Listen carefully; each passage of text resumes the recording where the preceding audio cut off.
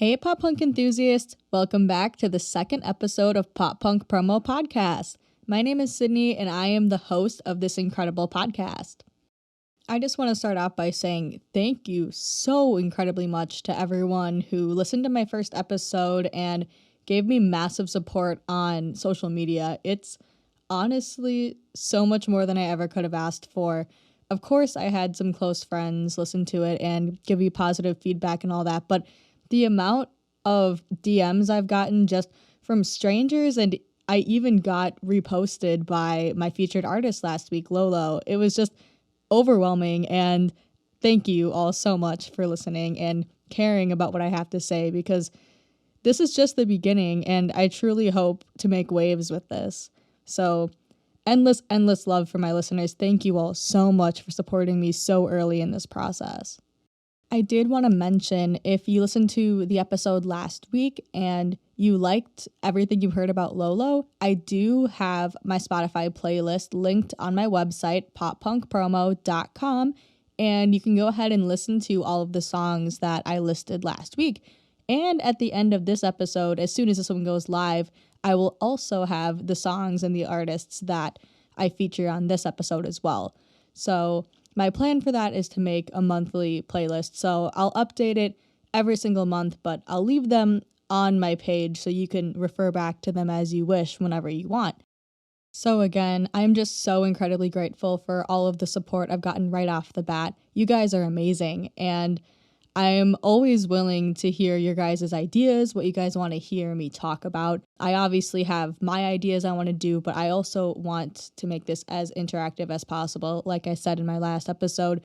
So please make sure you are following me on social media. My handle is at poppunkpromo on pretty much every single social media platform. So you can go ahead, follow me there, you can DM me, you can comment, let me know what you want to hear. My website also has a featured artist form on it that you can fill out and let me know if you have a band, if you know anyone that has a band, if there's just an artist that you really want to hear me talk about, or an idea or topic. You can go ahead and fill out that form on poppunkpromo.com, and I will see it and I will incorporate it into my weekly podcast. All right, enough of the boring introduction stuff. Let's get into why you guys are listening. Here is my first segment for the second episode. I like to start before my featured artist with a little bit of pop punk news and some kind of icebreaker topic, just to get everyone thinking about what's going on in the scene. This week, I'd like to talk a little bit about When We Were Young Festival. So this festival is a little insane because it was originally announced earlier this year, and the first ever When We Were Young Festival in Las Vegas is actually happening next weekend. So we haven't actually seen this festival in action yet. We don't know if it's going to be successful, if people are going to have fun, if it's going to be safe. We don't know any of that. But what I do know is there was a lot of debate about it in the beginning when it was first announced, because there was an insane amount of amazing, incredible pop punk artists that were going to be there. And it was all supposed to happen in one short day. So fans were obviously extremely concerned about their safety and unsure of how they were going to go about this in a safe manner and ensure that every single artist gets the appropriate amount of stage time that they should get, considering the very large popularity of every single band at this festival. So as you can tell, this festival hasn't even started yet, and there's already a great deal of concern about it, and they weirdly enough already announced the lineup for next year, for 2023, and the festival for this year, which by the way is the very first year it's happening, it hasn't even happened yet. So the whole backstory behind this festival is just extremely weird, and it doesn't seem like there was a lot of thought put into it. A lot of people are speculating online that it was just a Live Nation grab for money. So it's just interesting to see how this will pan out, and I will definitely do an updated segment on this once the festival happens next weekend. Even with all the conspiracy theories aside about When We Were Young Festival, that doesn't change the fact that Twitter blew up this week with the announcement of the 2023 lineup. And this is because of the sheer lack of female representation in the new lineup and the inclusion of blatant abusers in the scene. If you're a pop punk fan, you are more than likely a user of Twitter, and that place can be very brutal online. And if you do one thing wrong or step out of line in the slightest, a lot of people will attack you for it. So this movement of online pop punkers has been really brutal for pop punk bands that were very popular in the early 2000s because they are being revealed for a lot of the very shady and scandalous behaviors that they exhibited in the early days of their fame. One of the very pressing bands that is on the When We Were Young Fest lineup for 2023 is All Time Low. So if you are not familiar with the drama with All Time Low, they were exposed last fall, so almost a year ago. This started with a few TikTok videos that surfaced and blew up, where someone claimed to have been in an abusive relationship with Jack Barracat, the band's guitarist. And from there, a bunch of other people spoke out about weird and horrific encounters they had with the band and Jack himself. And these allegations amounted to 97 of them. And this was a really big deal for me because All Time Low was one of my favorite bands in the whole world. So to find out that these people that I loved and treasured for so long had actually been terrible people, it was heartbreaking. And it took me a long time to come to terms with it, to be honest. So the big deal is that festivals and people who book festivals keep allowing dangerous and predatory bands to perform and tour with them, and it just makes the fans feel extremely unsafe. Like, All Time Low literally lost hundreds and thousands of their closest fans, their biggest fans, because they were doing inappropriate behavior, and I don't condone that here. I do not believe that's acceptable. I have my podcast surrounding the idea that everyone should be treated respectfully and equally, and I do not take abuse lightly. I believe victims, and I will not continue to support bands like All Time Low with any allegations because I believe in promoting a safe space for fans. With all that being said, this was a very poor look for When We Were Young Fest, and a lot of fans were very angry and outspoken about it online, including myself. I don't believe that bands with predatory behavior allegations should continue to perform as if nothing happened, and they shouldn't be allowed to just brush it off their shoulders.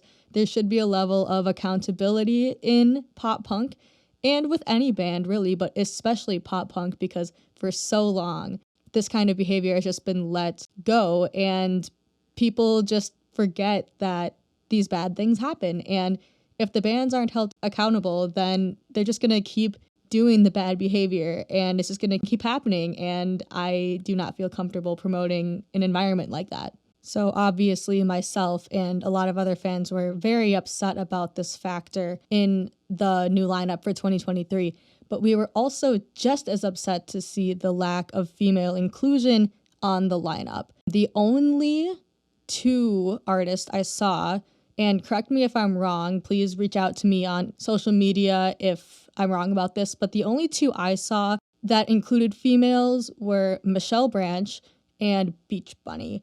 So that is quite sad because I can name dozens of incredible female artists in pop punk that would be so fitting for the When We Were Young Fest, and it's just unfortunate to see them not even considered for the role. Lots of other fans were also reaching out on Twitter as well about this because we would love to see Stand Atlantic or Hot Milk, Scene Queen, or Lolo even, my featured artist from last week. We would love to see all of these incredible pop punk powerhouses shredding the stage at this amazing festival, but they just were forgotten, and Lord knows why. It's because there is very clear sexism in the scene, and I care very much about this. I strongly believe that there is a gender imbalance in pop punk and it needs to change. And that was one of the core reasons I started this podcast.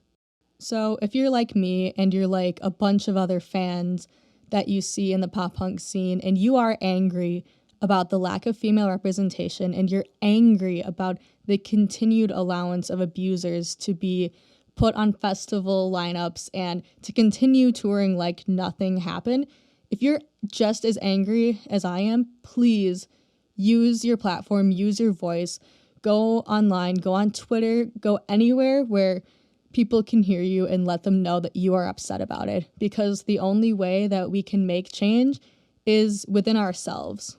If we don't stand up for ourselves and what we believe in, no one will.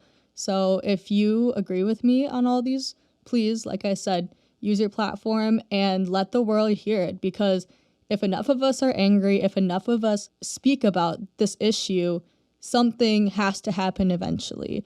And it's just sad that we live in 2022 and women still are not equal whatsoever in the music industry. It doesn't even matter if it's the performance industry. It's music marketing, music management, music recording, audio, all of that. Women are just not in the same positions, earning the same amount, and they don't have the same respect that men do. And I am very passionate about this. So if you would like to join my movement, if you want to make change, please reach out to me. Please reach out to the internet. Just shout it out. Let people know that you want women to have representation in pop punk. I could definitely rant about this topic all day, and it definitely will keep coming up. As I said, it's one of the core reasons I started this podcast in the first place. However, we are going to move on from this segment, and we are going to move into the featured artist for the week. The featured artist this week is honestly one of the reasons I wanted to start this podcast. She is so cool, she is so fun, and she is creating waves in the pop punk industry with women. And I'm just going to go ahead and say it right now. My featured artist this week is Scene Queen. If you don't know anything about Scene Queen, trust me, she is so much fun. I first discovered her on TikTok, actually. I follow an account that loves doing pop punk videos, and she happened to be one of the audios, and I was just so inspired and just intrigued by her, I suppose, because Scene Queen is one of those people that when you first listen to her music, if you are not open-minded, you will probably hate it. I won't lie. Her music is meant to challenge you. It's meant to break boundaries, and it's meant to make a statement. And that's just what I absolutely love about her so much. Scene Queen is from Ohio originally, and her name is actually Hannah Collins, and she goes by Scene Queen on the stage and on social media.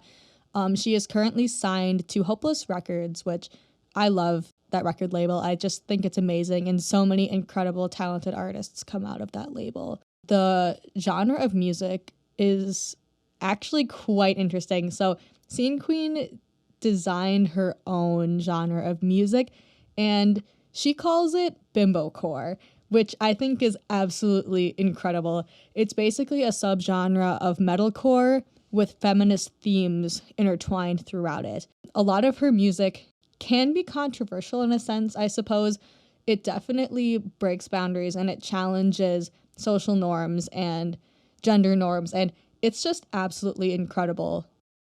The kinds of topics that Scene Queen touches on in her music is she talks about catcalling and how a lot of women obviously feel extremely uncomfortable when that happens. And she talks about how women are very over-sexualized by men, yet they are seemingly not allowed to speak about themselves in a sexual way, yet men absolutely are. A lot of her songs have extremely explicit content, so I would not recommend this for people under 18. However, I know people will still listen to it anyway. And honestly, it's probably a good thing for young women to hear about her music and hear about the themes that she's singing about, because it is important to know that women can do the things that men can, and they can feel powerful as well. So the specific song by Scene Queen that I'm going to feature is called Pink Panther. That comes off of her recent EP called Bimbo Core. That name obviously comes from the subgenre of music that she claimed for herself. Pink Panther is super cool because it basically is a very hypersexual song about herself and her sexuality, and just it's a way to express how women don't usually get to say these certain things about themselves in a sexual way, and they aren't allowed to call themselves sexy without being called horrible names by men. And she just breaks the boundaries of what typically women can sing about in music. Scene Queen's debut EP, Bimbo Core, was actually released only a few months ago, and it features 6 tracks. All of them have some kind of theme of pink in it, with the exception of the first song. Scene Queen's brand is just pink everything with the clashing metalcore sound of her music. So I'm just going to take you through the track list a little bit, and I'm going to give you some inside notes of what some of my favorite features are from each of the tracks. The first song on Bimbo Core is titled Bring It On, and like I said, it is the only one without the word pink in the name. This one is just a crazy shredding metal opener to the EP. It's absolutely freaking insane, and I just love it. The second song is called Pretty in Pink, so that's the first one featuring the word pink in it. This one is quite interesting. It has a lot of dark themes to it. It's actually about her struggles with eating disorders and her self-image issues. So this one has a very depressive undertone. It's very angry. The chorus is very screamy and just the hardcore metalcore in your face. So this one is a good one if you're just really needing to go through something and express your rage. The third song on the Bimbo Core EP is titled Pink Bubblegum.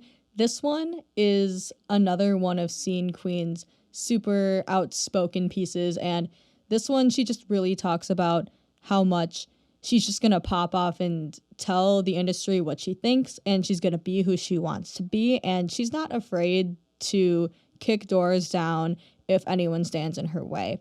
So one of the lines literally says, "Label said to watch the way I talk, but I'm about to pop, fuck it, pop off." And that just signifies that she doesn't care who is listening. She doesn't care what their opinions are. She's going to tell them how it is and who she wants to be, and she doesn't really give a fuck about it. The next song on the Bimbo Core EP is titled Pink Panther, and this one is personally one of my favorite Scene Queen songs. And this one features Scene Queen's sexuality a bit, and this is where she expresses her bisexuality. I'm going to read to you the annotation from Genius.com about this song because Scene Queen put a lot of comments into it. So I'm going to read to you what she personally said about Pink Panther. Scene Queen has stated in the comments of this song's music video, "Hello friends, this video was directed, shot, edited, and styled by a female-led team. It's shot for the female gaze, and with my added sense of humor in mind. The music industry loves to market women as sexy, but seems to target that sexiness towards appealing to men a large portion of the time. I feel like men are catered to way too often, so this video is not for them. However, they are 100% welcome to watch and enjoy. Having multiple women on this set adding in their ideas of what hyper-feminine and what is sexy was truly a pleasure to be a part of. Thanks to the entire crew for making this happen. Also, yeah, this music video is a little suggestive. I felt like if I was ever going to let people know that I'm bi, I might as well make it theatrical." So if that doesn't sum up what Pink Panther is about, I'm not really sure what will, and I don't think I can do a better job of explaining that. This one is just a bisexual and queer powerhouse song, and a lot of the queer community has been using it on TikTok as a form of empowerment, and that's something that I think is extremely cool. The fifth song on Bimbo Core is titled Pink Rover, and this was actually the first song that I heard from Scene Queen. This song blew up on TikTok a while back, and it was used in a way for women to do makeup transformations. That's how people use the audio. But the overall meaning of this song is actually very important. So this one is the song where Scene Queen calls out catcalling and men just abusing women on the streets, essentially. And if you're a woman, you have probably been catcalled. I would pretty much guarantee it. You've probably had some man or some person, say something to you that was highly suggestive and appropriate. And especially if you were a minor, someone probably has said something to you at some point that made you uncomfortable. And that's essentially what this song is about. It's about showing that we as women do not enjoy being talked to like that. We don't enjoy being treated like property and like we're just something pretty to look at. So that's entirely what Pink Rover is about, and that one is creating a revolution on TikTok, and I highly suggest you give this one a listen. The sixth and final song on the Bimbo Core EP is titled Pink Paper. This one is also very interesting. This one kind of describes Scene Queen's old lifestyle with drug abuse, and that's just kind of the whole point, I suppose. So this one's definitely an interesting listen as well. Aside from Scene Queen's debut EP, Bimbo Core, she also just did a very significant collaboration with Set It Off, and the song is called Barbie and Ken. Now, this collaboration is fucking awesome. I love Set It Off so much, and I just became very obsessed with Scene Queen over the summer. So I found out that they were doing a collaboration, and I literally freaked out. This song has been going viral on TikTok as well. It's fantastic. It's absolutely incredible. And if you know anything about Set It Off, they have a million different types of songs that they sing. Every one of their albums sounds completely different, but still true to like a pop punk kind of sound. So this song is essentially a mix between Scene Queen and Set It Off, and it's fantastic. It's absolutely plastic fantastic. I would 100% give this one a listen. It's totally worth your time. Now I'm going to go over a few artists that if you enjoy, I think you would love Scene Queen. So if you enjoy Stand Atlantic, Hot Milk, or Set It Off, I 100% believe you would enjoy Scene Queen. They all fall under very similar sound categories, although Scene Queen has a lot more of a harsh sound than some of these other bands I have listed, but they would 100% be something that you would love, and you would love Scene Queen if you love them. Now I'm just going to take a few moments to explain why I love Scene Queen so much, and I think that's kind of shown through already throughout this segment, but I just love Scene Queen for all of the feminist nature of her lyrics. I think she is a true feminist powerhouse in the scene, and it is something very needed, and she will promote change in the industry, and that's just really why I love her. I love the incredible production of her songs. I love the unique sound of Bimbo Core and the metalcore mixed with feminist ideals, and just her ability to be herself through and through. That is the true reason I love Scene Queen so incredibly much. And if you look at her social media accounts, her socials are Scene Queen Rocks on every platform, on Twitter, TikTok, Instagram. It's at Scene Queen Rocks. All of her social media is completely and truly herself, and you can just see that through and through. Scene Queen also released a separate single outside of Bimbo Core this year titled Pink G-String, and this one is exactly how it sounds. It is another feminine powerhouse, and she actually did a G-string panty drop for charity. So it was on her merch store on Hopeless Records, and 100% of the net profit was donated by Scene Queen and Hopeless Records to the National Network of Abortion Funds. Now, the National Network of Abortion Funds builds power with members to remove financial and logistical barriers to abortion access by centering people who have abortions and organizing at the intersections of racial, economic, and reproductive justice. So I am in full support of this G-string panty drop. It is an incredible thing that she's doing to promote her song, herself, femininity and the support of abortion rights for women as well. So that was something extremely cool that she did this year in promotion for her song. Scene Queen recently finished a very small United States headline tour, which was extremely successful. For many of the dates, she actually had to sell additional tickets because they kept selling out super quickly. And I can't remember which city it is. It might have been Chicago, but one of the venues actually got upgraded from the previous size because the demand was just so high for her show, which is absolutely incredible, and I just love to see it. Unfortunately, she hasn't released any US tour dates upcoming, but she is currently on tour in the UK with the band Wargasm from October 18th to the 27th. So if you are from Europe, if you're from the UK and you're able to go swing by and see Scene Queen, I would totally do that. I am highly jealous of everyone who is able to see her already because I haven't been fortunate enough to see her live, and I can't wait for the day that I can. With that, I am going to wrap up my segment on our featured artist this week, Scene Queen. She is a pop punk powerhouse. She is a feminine queen. She is our Scene Queen, and I love her so dearly. So please go give her a listen on Spotify. I will link her songs in the October pop punk promo playlist. Please, please, please support her. Go give her a big shout out on social media for me because she deserves it. With that, we are going to move on to our next segment of the Pop Punk Promo podcast. So last week, I did a segment where I did a featured song, and I am going to do the same thing this week and for the following weeks after this. However, I am going to change the title of this segment. My song of the week is now going to be titled Sticky Just Like the Song in My Head. And if you are a fan of the Maine, this is actually a nod to them. They have a song called Sticky that was on their album from 2021. I figured that would be a fun little title for this short segment of my podcast.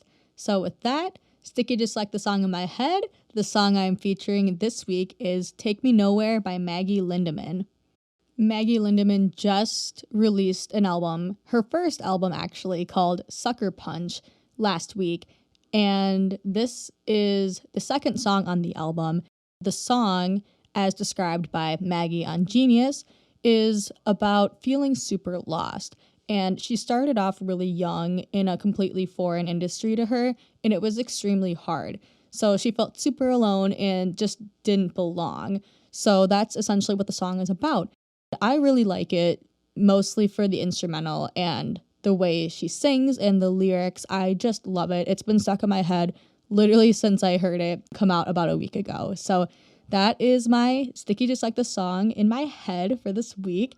And I hope you go give that one a listen. It will also be on the Pop Punk Promo playlist for the month. My next segment here on Pop Punk Promo Podcast is upcoming tours. So the tour that I would like to feature this week is the State Champs Kings of the New Age tour. This tour is scheduled to go from November 11th, starting in Cleveland, Ohio, and end December 10th in Albany, New York. This tour features 2 openers that will be on the entire tour. Those openers are Honey and Between You and Me. Then there are also 3 other openers that will rotate different legs of the tour. So the first one is Young Culture. They will be on tour from November 11th to the 20th. Games We Play is the second one. They will be on the November 22nd through the 30th leg of the tour. And the final opener is Save Face. They are on December 2nd through the 10th. State Champs, the Kings of the New Age tour hits Minneapolis on November 20th, and that is my home city, so I will be attending that show. I have the Champs Fam VIP, so I will be participating in that, and if you are going to be at the VIP or just at the show in Minneapolis on November 20th, please feel free to hit me up and we can meet up. I love meeting people at shows, as I mentioned in my first episode. So please feel free to say hello. If you recognize me from TikTok or Instagram, wherever, please just say hello. I am very friendly. Moving on, I'd like to introduce a new segment for my podcast. This is going to be called the Pop Punk Industry Shoutout. So I will be introducing some fun companies and brands within the pop punk industry that deserve a little love. This week, I will be featuring Tomorrow and Tonight, which is a fan tour bus company by fans for fans. Tomorrow and Tonight is run by Abby Cawthon, who is a college student, and she had a vision of creating a tour bus where fans could tour alongside their favorite artists and not have to worry about transportation costs, hotel costs, fees, and staying up extremely late just trying to drive themselves from one show to the next. Obviously, the culture of following a tour or following your favorite artist is very prominent in pop punk, and also among the population of about 18 to 25-year-olds. So that's the target audience for the company. Tomorrow and Tonight is designed to be an all-inclusive fan bus experience. So while you are boarded on the bus, you will get your own private bunk for sleeping. There is food provided, so lots of snacks, breakfast, all of that. There is a personal security guard of sorts that stays on the bus at all times to make sure that everyone is safe. They only allow the people who are supposed to be on the bus to be there. And essentially, it's just supposed to be your one-stop shop for touring. You have a shower, you've got toilets, you've got everything you could possibly need. And better yet, you don't have to worry about driving yourself, so you can get adequate sleep in between shows, which a lot of pop punk fans really struggle with.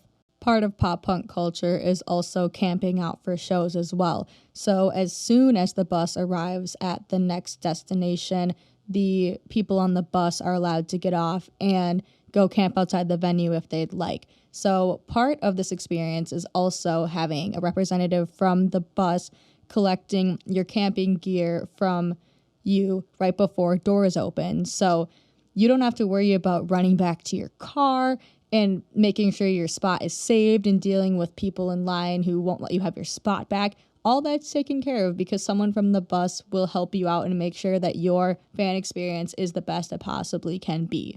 Their website is tomorrowandtonight.com, and you've probably seen them blow up on TikTok, actually.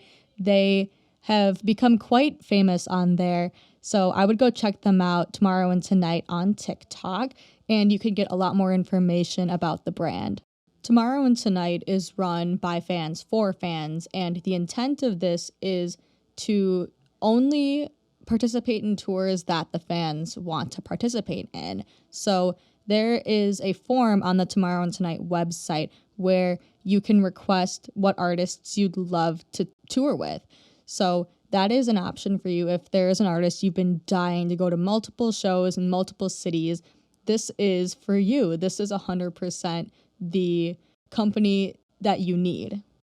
I worked with Tomorrow and Tonight for an internship this summer, and we promoted at Sad Summerfest. So if you went to Houston and Dallas Sad Summerfests, I was there with Abby, and we were handing out promotional water bottles. So there was a good chance that we met there if you were at those shows. If following a tour for your favorite artist is something that interests you, definitely check out Tomorrow and Tonight on TikTok. Their @ is Tomorrow and Tonight, simply put.